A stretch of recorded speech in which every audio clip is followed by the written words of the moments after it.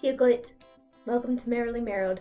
I come to you today as a Wadanavis in full costume, if not in full accent. Here I tip my glass of berries to you, Te Lagir, and prepare to open a package that I have received containing the last of 3 books that I've gotten on the Gaelic language. Now, I should have done an unboxing video for these, for the prior packages, but of course I wasn't in makeup then, didn't put in the effort, and I wanted to wait for the last one to come. So here I have my package of the final book, and I will show you the collection. This is a collection of books that have been specifically recommended to me by a recent Gaeltacht get-together, hosted by an Irish friend of mine. Makeup doesn't make me a better orator. These were the 3 books that were most recommended to me by this group. The book that I'm about to open, actually, I had been recommended the online version, and in lieu of that, I like having hard copies of books. I spend enough time on screen, on my phone and computer as it is, so if I can have a physical book that I can take with me, that I can use, my phone is not charged, so on and so forth. This is, well, I don't have to explain that to you. I like books. What do you know? So, here we're going to open this package. And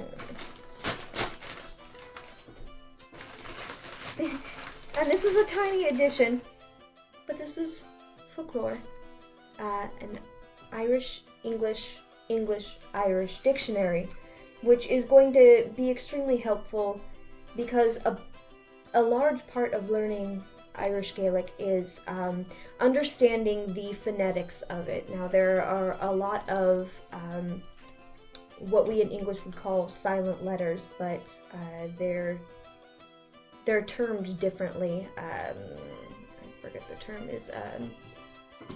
Look at this book right here, because I got a book, physical book. But you know, we have short and long vowels, depending on whether or not it has a fada on it. And then, oh yes, so you have eclipsis and lenition. So eclipsis is when a consonant is eclipsed by another consonant to change it, whereas lenition is when there's another letter following it that also changes the sound of the word. It can either make that sound silent or turn it into a different consonant altogether. So you can hear the Irish language and not necessarily know what you're looking at or what you're looking for. So while it would be great to have this online dictionary where you can look up words, if you don't know how to spell it, you're not going to have a good time. It's not going to be very easy. So this was the final one. I wanted to have this this dictionary, and so the first book I got was Gallagher van Stro. Excuse my pronunciation. And this is a beginner's level book, but it's got all these exercises that you can work through in sentences, example sentences, and of course it comes with CDs that allow you to hear what it sounds like and not just guess.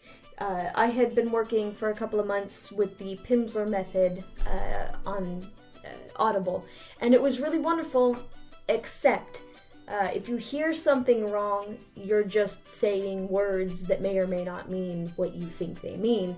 A lot of my pronunciations I tried to speak to said Irishman. He said, say that again.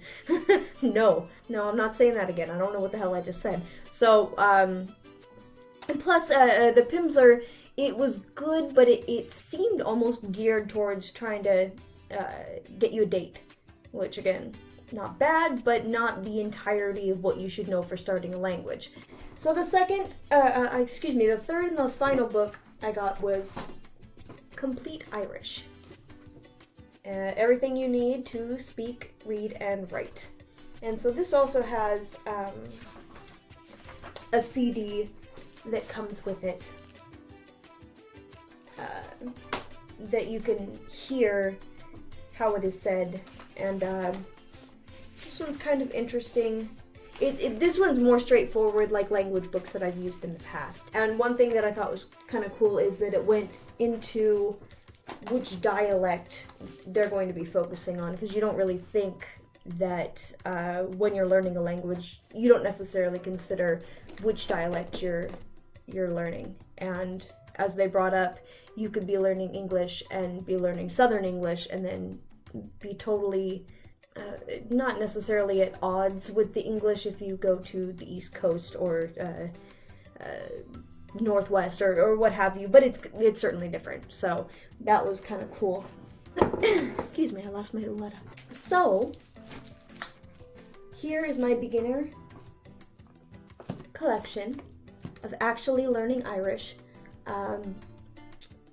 so that hopefully I can be more than just shiny culture vulture and actually be learning about the culture and about the language and give it a sincere go at being an Irish Merrow. I've seen on Instagram a few mermaids who either hail from Ireland or have an Irish theme to their mermaiding, which is wonderful. It's a thing that I would like to see more of, and I would like to help develop. Just coming at it from a fairy tales and folklore point of view, I find the Irish Merrow myth very fascinating and with room for development. I felt the need to do this unboxing because I do want to make a point of it to make the sincere study of the Irish language and culture a part of my claims to being an Irish Merrow. And of course I do have Irish blood, but as they say, who doesn't? So it's not exactly enough of a claim to not culturally appropriate. But here's the thing. I gotta say this because there's a lot of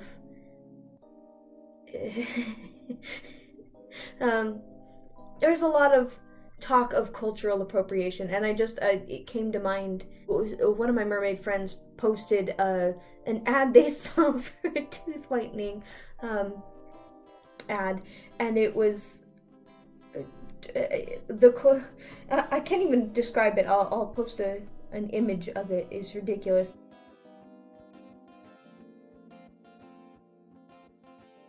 That is a cultural appropriation that is totally inappropriate and should never happen.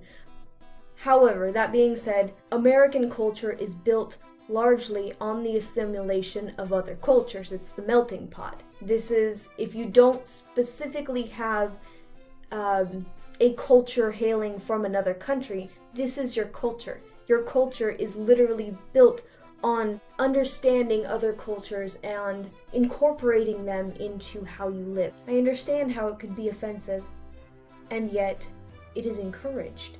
And yet it is part of what it makes America great, is the appreciation and the incorporation of all different cultures. So to appreciate and incorporate those cultures and also be accused of culture stealing, it's very contradictory. So I'm